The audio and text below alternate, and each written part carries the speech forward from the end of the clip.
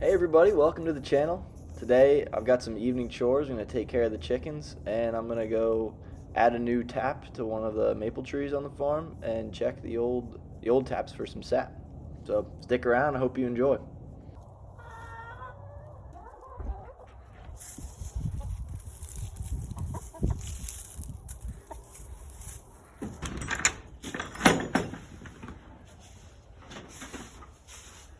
Woo-hoo-hoo!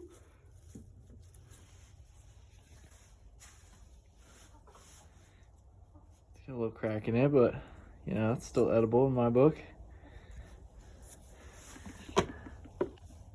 Water's looking a little, can't really see it. It's a little dirty though.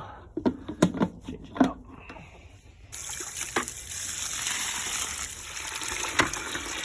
Gotta say, it's hard to do things with one hand holding the camera.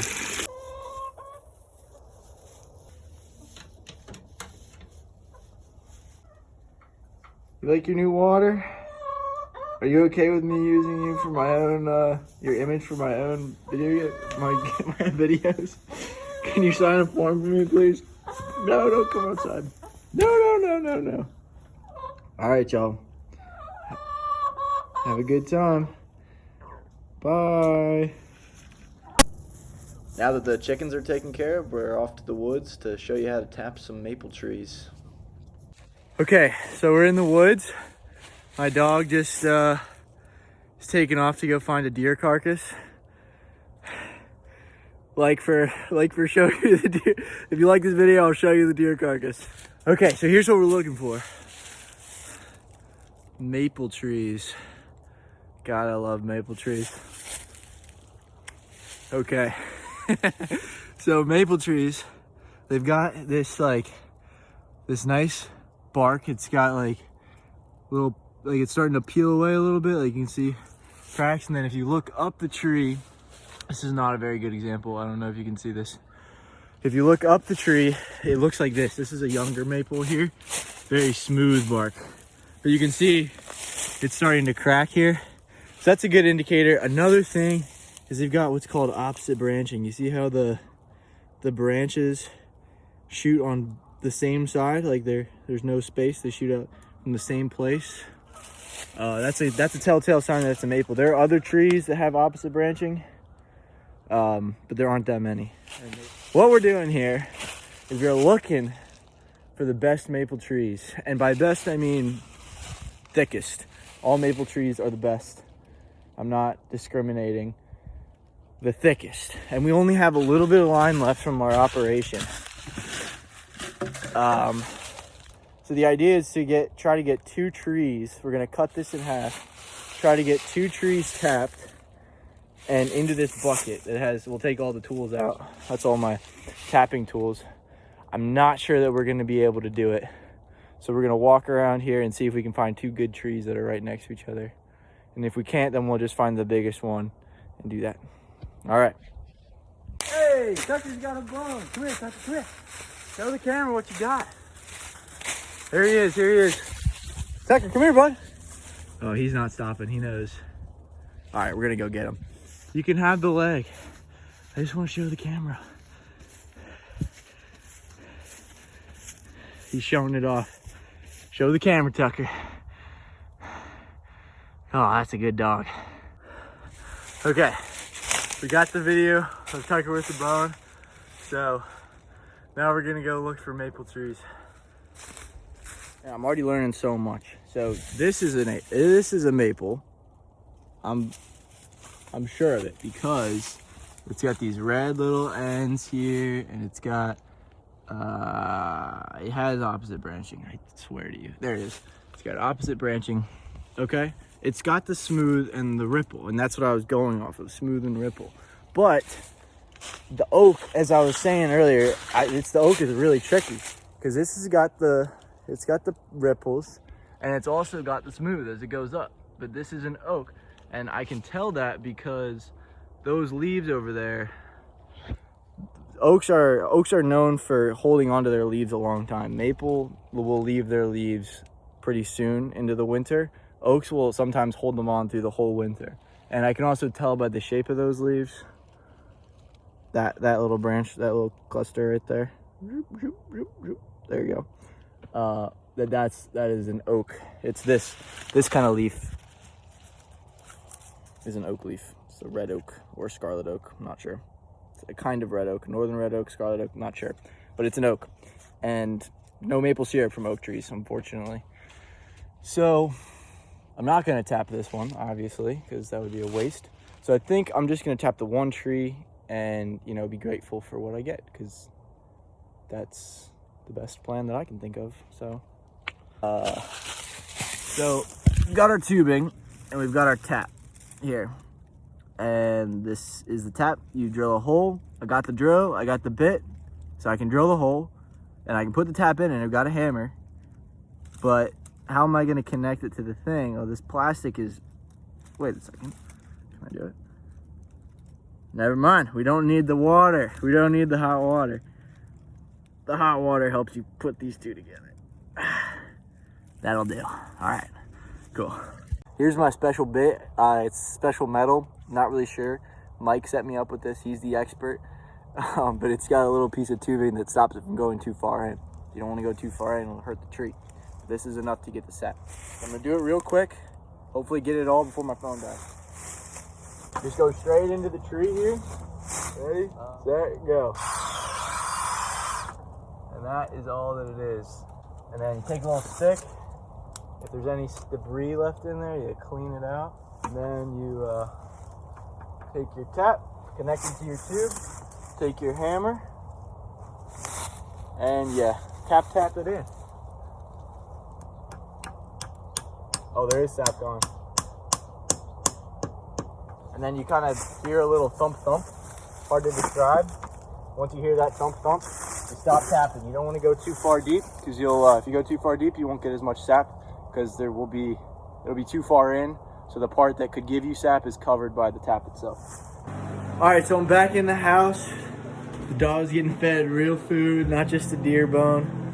So he's happy. Bone, I plugged it in for a few seconds, 5%, good enough for this video. So I just want to show you our sugar shack, which is my house, my kitchen. This is the kitchen, dining room, fridge, kitchen, living room, whatever. Anyway, here's what's going on in here. So we got sap from our other trees, and it's bubbling away. It'll turn brown, and then it'll be syrup. And then we can put it on pancakes. So, yeah. Oh, man. This is why you gotta do it for yourself and not just watch me, because you can't do smells over YouTube.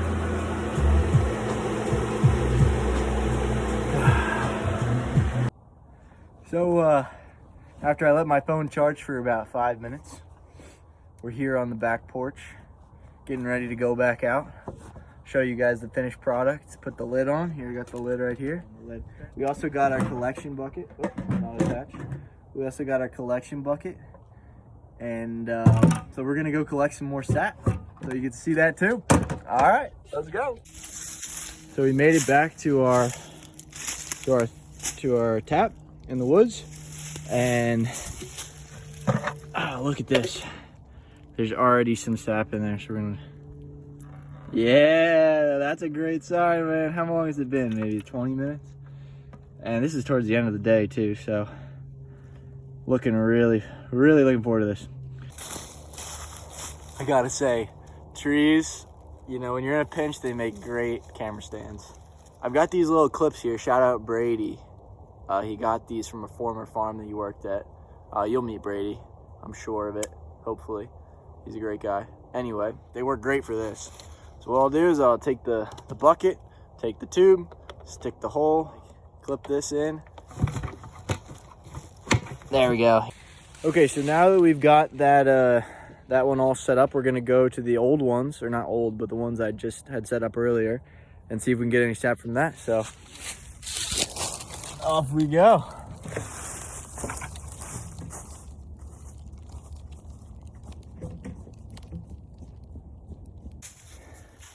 All right, this one I know has sap in it.